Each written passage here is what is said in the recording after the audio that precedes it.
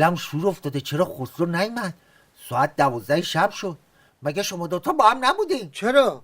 مامورا که به تظاهرات حمله کردن بهش گفتم خسرو برگردیم. گفت تا یه خودروی نیروی افتضاحی را کم نکنم من نمیام. فکر کنم دنبال شری بوده. سلام آقا جان، ما آمدم. سلام، کجایی تو بابا؟ هیچ وقت فکر نمی‌کردم روزی برسه که اینطوری دلواپست بشم. گفتم نکنه مامورا گرفته باشنه. مگه عروس جنازم رد بشن؟ آقا جان شما که میدانین غذای آت و آشغال پاسگاه بهم نمیسازه. من نان خشک سفره شما رو با هیچی عوض نمیکنم. فعلا که از صدقه سر سیدعلی و رئیسی همون نون خشکم تبدیل به غذای لاکچری شده. اسی منظور آقا جان چیه؟ هیچی.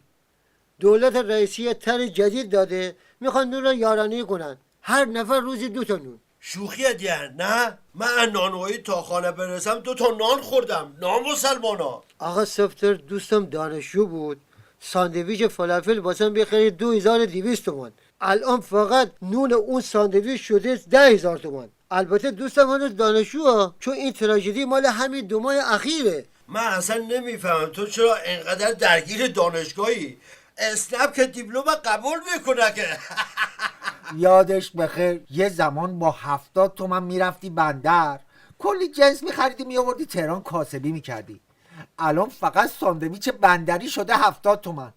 جلوی ساندویچی همه داشتن سلام ویژه ابلاغ میکردن به جد و آباد فرمانده. آقا سفتر الان وضعیت یه جوریه، فاکتور خرید چند سال پیشت به عنوان برگی از تاریخ ارزش باستانی پیدا کرده و حکم عتیقه را داره. قربان تو برم. آقا جان یه چیزی بگم بخندی؟ رفیق جوادک که میشناسی امروز جلو من گرفت و گفت 30 میلیون داری بهم قرض بدی؟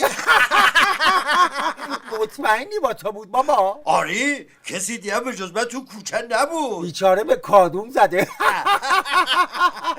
ولی خدا وکیلی باز همین که قیافم شبیه اینه که میتونه 30 میلیون تومن قرض بدن، خدا را شکر.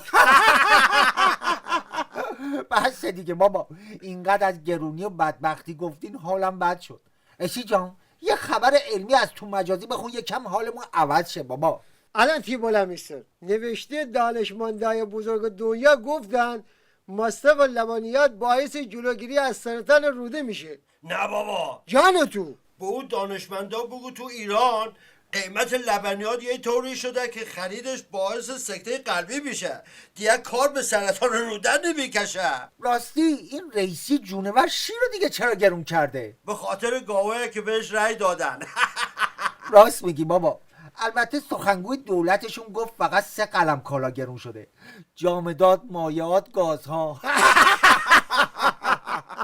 جالب اینجاست که رئیسی اسم این گرانی‌ها هم گذاشته جراحی اقتصادی.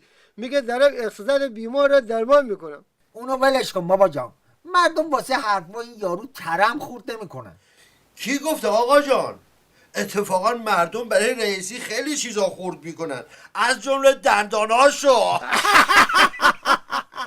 اخ اخ اخ اخ آقا سفتر، فیلم های قیام تو اینترنت پر شده.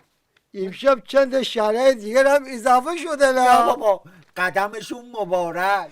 بگمونم آبان 98 در حال لود شده. نه امروز هم همه میگفتن بوی آبان 98 میاد، ولی من میگم این روزا بوی بهمن 57 میاد بابا. اوه اوه اوه اینجا رو بسیجی‌ها اومدن تو گروه نوشتن شما 43 ساله میگه سرنگونی ولی نظام ما براندازی نشده و هنوز پابرجاست.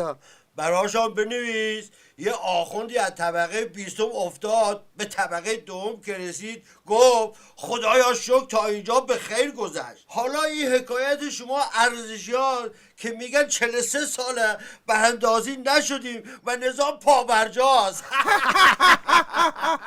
ای والا پسر، شیر مادر و نان پدر حلاله. اختیار داری آقا جان.